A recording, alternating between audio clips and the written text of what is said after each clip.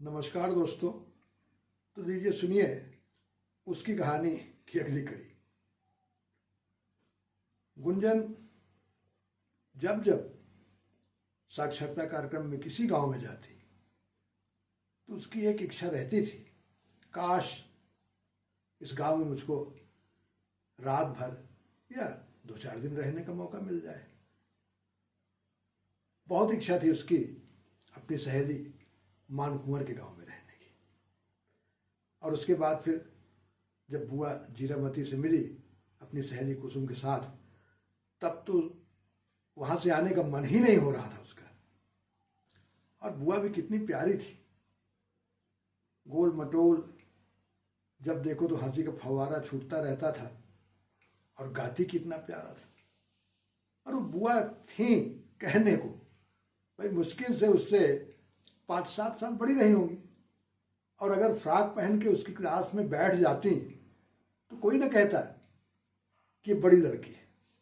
और उसकी क्लास में इतनी बड़ी बड़ी लड़कियां तो आती ही थी गांव से कुछ पढ़ने के लिए, पर कभी उसकी इच्छा पूरी नहीं हुई। वजह यही थी कि जैसे कार्यक्रम खत्म होता माँ को जल्दी पड़ जाती कि जल्दी घर चलो भाई, अभी खाना बनाना है। और यही समस्या मैडम के साथ भी थी, तो बस फिर वापसी हो जाती थी। पर कहते हैं कि जहाँ चाह वहाँ राह। और यह बात कम से कम गुंजन के मामले में तो बिल्कुल फिट बैठी। अब ठीक है कि उसने क्या किया, उसकी वजह से हुई या कुछ ऐसी घटना घटी, तो इसमें वो फिल्म का डायलॉग याद आता है जिसमें कहते हैं कि अगर तुम किसी चीज़ को शिद्दत से चाहो तो पूरी कायनात उसे मिलाने में तुमसे जुट जाती है। शायद यही बात गुंजन के साथ हुई हो, तभी तो हुआ यह कि उसके ही मोहल्ले में सामाजिक कार्यकर्ता मधुरिमा जी आके रहने लगी थी। अब मोहल्ले में रहती थी तो गुंजन से भी परिचय हुआ। गुंजन के स्वभाव से वो भी बड़ी खुश थी, सीधा साधा सरल स्वभाव, गाने में नाचने में शौक उसका।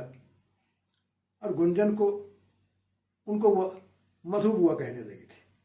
घर भी आती थी गुंजन के, तो उनका स्वभाव मधुरिमा जी का सीधा बेलौस, कहीं भी अगर कोई अन्याय देखती तो मुंह पे कह देना निर्भीक, और भिड़ जाती थी कि यहाँ पे ये गलत हो रहा है। ये स्वभाव उनका बड़ा अच्छा लगा। और मधुरिमा जी थी तो महानगर की, पर उनको भी गांव से जो लगाव, वंचितों और पीड़ितों के अन्याय में सहयोग करना, उनके साथ कंधे से कंधा मिलाकर लड़ने का जो जुनून था उनमें जगह, उसकी वजह से वो अच्छी खासी नौकरी को भी लात मार कर यहाँ गई थी सीधी में, गांव में। यहाँ पे जो परियोजनाओं से लोग विस्थापित हो रहे थे, बिजली परियोजना, कोयला की जो खदान थी, उनके बीच में उन्होंने काम करने का फैसला किया था। और वो रिहंद पार करके, जो उत्तर प्रदेश का इलाका आता है, रिहंद नगर कहलाता था, वहाँ जाती थी, गांव में बैठती थी, लोगों से उनकी समस्याएं सुनती थी और महिलाओं को संगठित करती थी। उनको अपने बीच पाकर महिलाओं में भी हिम्मत बढ़ी और देखती थी कि उन्हीं की तरह वो भी गांव में रहती हैं, सादा जीवन जीती हैं। सुबह उनके साथ उठकर बाहर जाना, शौच जाना, उसी तरह नहाना घरों में आके जैसे महिलाएं नहाती हैं।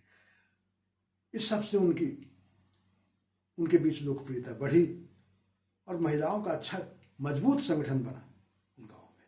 तो वो जब भी कभी कभी गांव में 2 दिन 3 दिन रुक जाती थी और जब वहाँ से लौट कर आती थी तो गुंजन को पूरी बात बताती थी। और गुंजन बड़े चाव से ये सब चीज़ें सुनती थी। बीच बीच में कहती थी कि मधु बुआ मुझे भी अपने साथ गाँव ले चलो ना। हाँ हाँ कह देती थी, ठीक है, अच्छा अगली बार। पर ये टलता ही जाता था। अब की गुंजन ने जिद पकड़ लिया कि बुआ जी 5 दिन की छुट्टी होने वाली है, मुझे आपके साथ चलना ही है।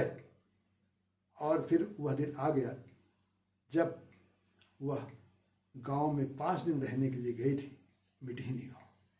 यह उसके जीवन में एक अद्भुत क्षण था, समय था। तमाम चीज़ें उसने देखा, सीखा, और जो उसके भावी जीवन की एक तरह से कह लीजिए नींव और तैयारी बना। तो आज तो इतना ही, फिर आगे देखते हैं कैसे बदलाव आता है गुंजन के जीवन में।